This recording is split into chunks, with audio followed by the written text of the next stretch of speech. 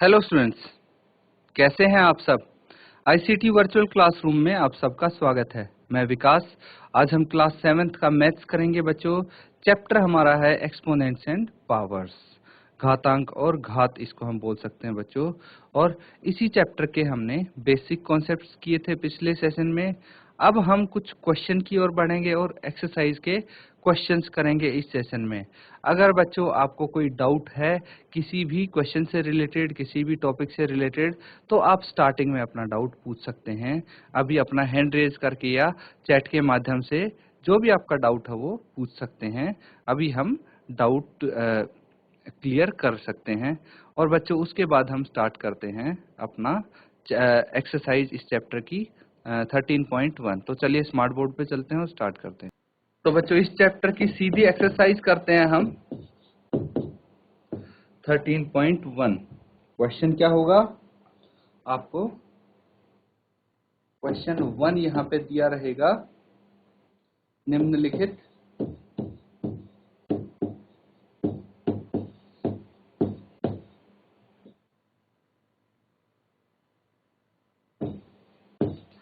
के मान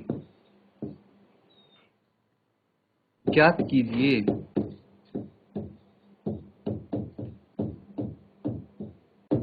तो आपको इनके मान ज्ञात करने हैं। क्या दिया हुआ है? फर्स्ट पार्ट इसका गिवन है 2 के ऊपर घात 6। इसका मान क्या होगा?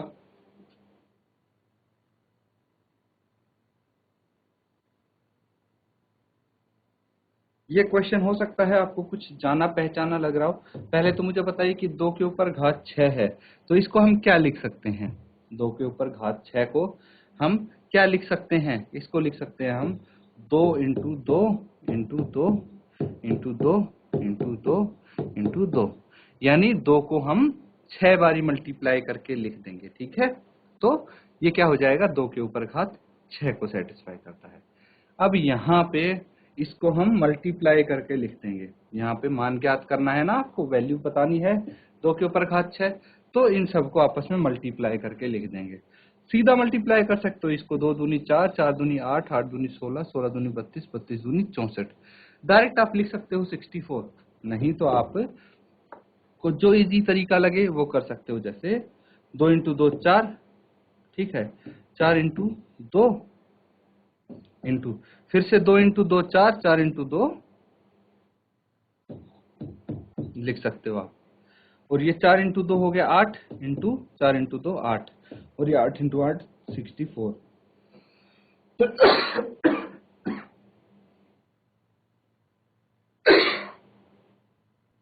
इस तरह से आपको मान निकालने हैं, इसको नोट डाउन कर लो। अब नेक्स्ट क्वेश्चन करेंगे।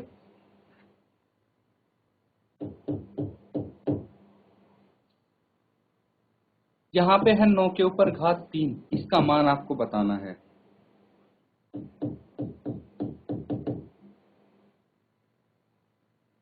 ग्यारह के ऊपर घात 2, 5 के ऊपर घात 4, इन सब का मान आप बताएंगे। जल्दी से मुझे आंसर बताओ क्या आता है आपका। तो बच्चों अब देखिए 9 के ऊपर घात 3 है, इसको क्या लिखेंगे आप? 9 को 3 बारी मल्टीप्लाई करके लिख देंगे। क्या आ जाएगा? 9 इंटू 9 81 होता है, 81 इंटू 9 कर देंगे। और 81 इंटू 9 कितना होता है? आप मल्टीप्लाई करके देख सकते हैं। तो 9 एकम 9 और 8 नीम 72, तो ये 729 आ गया। इसी तरह 11 इंटू 11 करेंगे हम। 11 का वर्ग है ये, या फिर 11 के ऊपर घात 2 है। तो 11 इंटू 11 कितना होता है? 11 का स्क्वायर आपको पता होना चाहिए कि 121 होता है। अगर नहीं पता तो मल्टीप्लाई करके देख सकते हैं सिंपली। अब 5 इंटू 5 इंटू 5 इंटू 5, इनको मल्टीप्लाई करेंगे। 5 इंटू 5 25 इंटू 5 125, तो 125 इंटू 5 आ जाएगा, और 125 को 5 से करेंगे मल्टीप्लाई तो कितना आ जाएगा, 5 इंटू 5 25, 25, 2 हासिल, 5 दूनी 10 और 2 12, और 1 हासिल, 5 एकम 5 और 1 6, यानी 625 आ गया। तो बहुत ही सिंपल है ये क्वेश्चंस। आपको सिर्फ जिसके ऊपर जितनी घात है उतनी बारी उस नंबर को मल्टीप्लाई करके लिखना है और फिर उसको मल्टीप्लाई करना है, बस यही करना है, ठीक है। इसको आप नोट डाउन कर लें। नेक्स्ट क्वेश्चन करते हैं। यहां पे लिखा है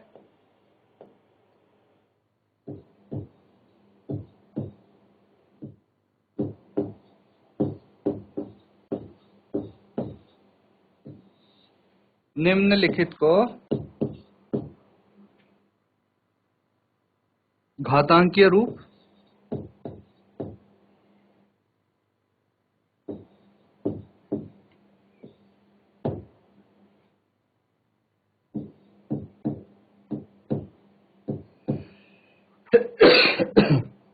घातांकीय रूप में व्यक्त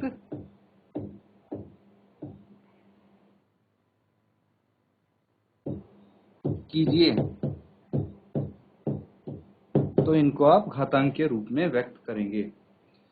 क्या क्वेश्चन है, अब क्वेश्चन को ध्यान से देखिए आप।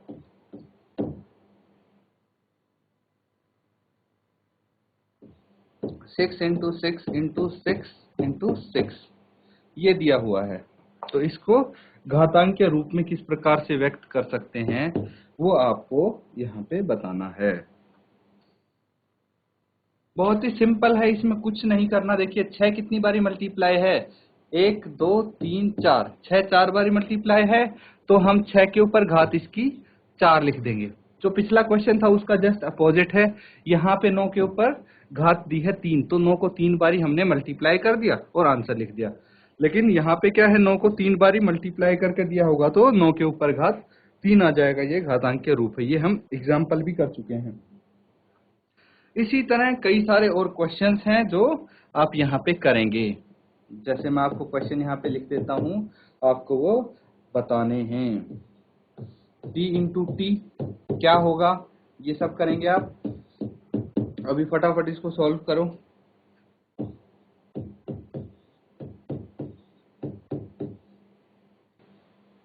ये क्वेश्चंस हैं, इनको फटाफट आप सॉल्व करके बताइए क्या आंसर इनके आते हैं। घातांक के रूप में कैसे आप लिखेंगे।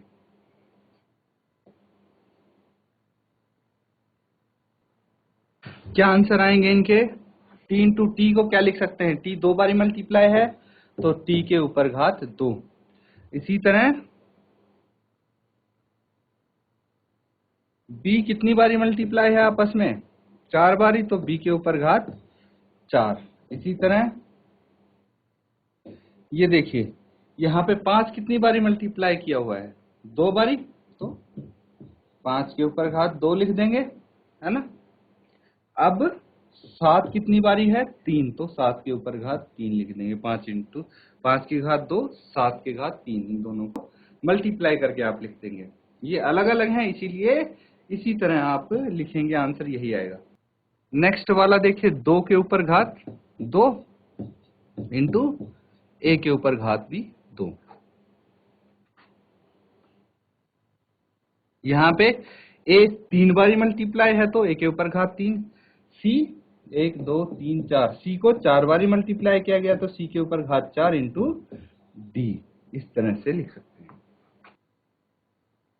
अब ये क्वेश्चन तो बहुत सिंपल हो गए, इसको नोट डाउन कर लो, फिर नेक्स्ट क्वेश्चन करेंगे। निम्नलिखित संख्याओं में से प्रत्येक को घातांकीय संकेतन में व्यक्त कीजिए। ये क्वेश्चन काफी इंटरेस्टिंग होने वाला है आपके लिए,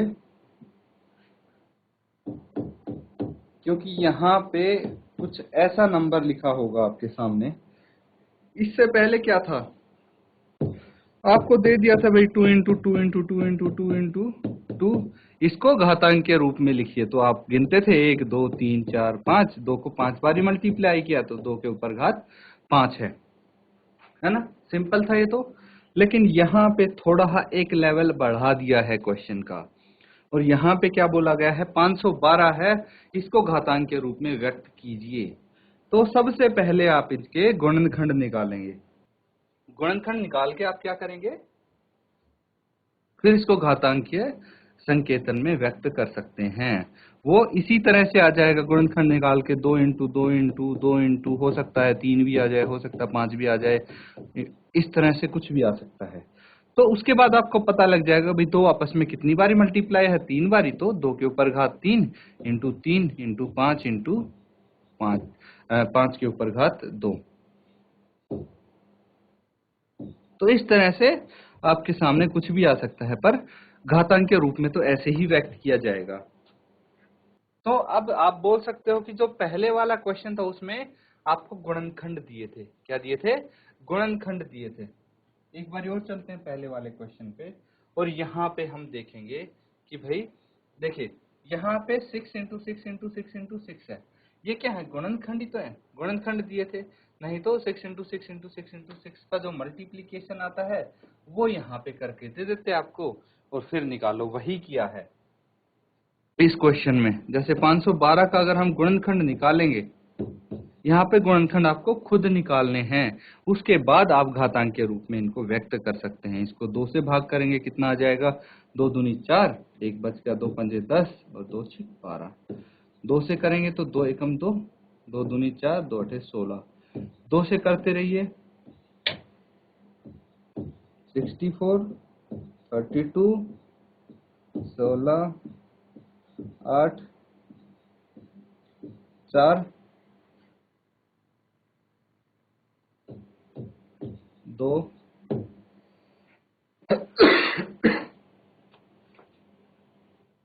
तो यहाँ पे देखेंगे 2 कितने हैं, 1 2 3 4 5 6 7 8 और 9। तो 512 को अगर इसका गुणनखंड करते हैं तो 1 2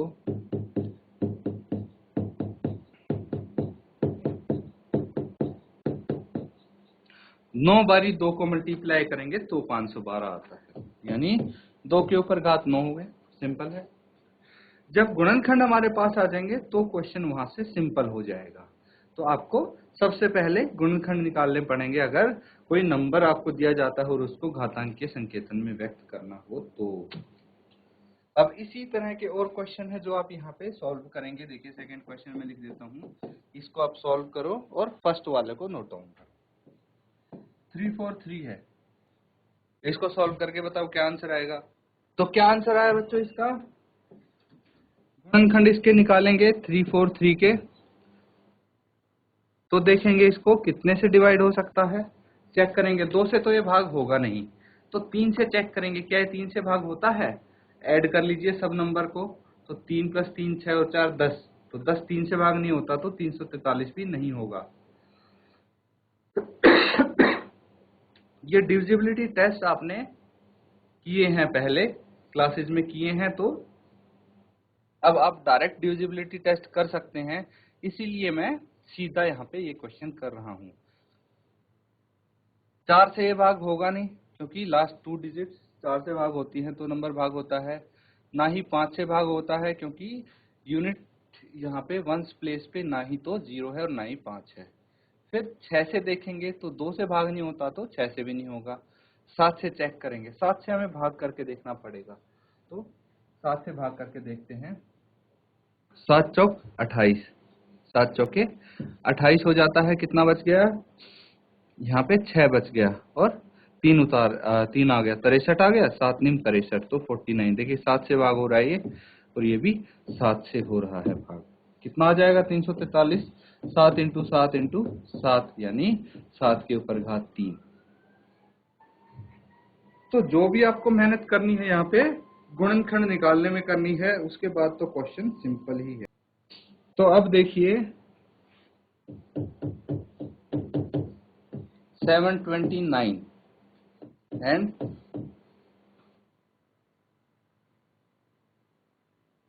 3125, इनको आपको व्यक्त करना है घातांकीय संकेतन में, जो कि आप अपने घर से करके लाएंगे। बिल्कुल जो पहले 2 क्वेश्चन थे उसी तरह के हैं, बस संख्या थोड़ी सी बड़ी है। आपको भाग करके चेक करना है और फिर आपको बताना है कि भाई कौन से नंबर से डिवाइड हो रहा है, और इसके गुणनखंड निकाल लेंगे। तो बच्चों हमने जो क्वेश्चंस किए हैं उम्मीद है आप सबको वो अच्छे से समझ में आए होंगे और उनको आप घर पे भी जाके रिवाइज करोगे और अपना होमवर्क जरूर करना, बिल्कुल ना भूलें होमवर्क करना। इसी के साथ आज का सेशन खत्म करते हैं। Thank you.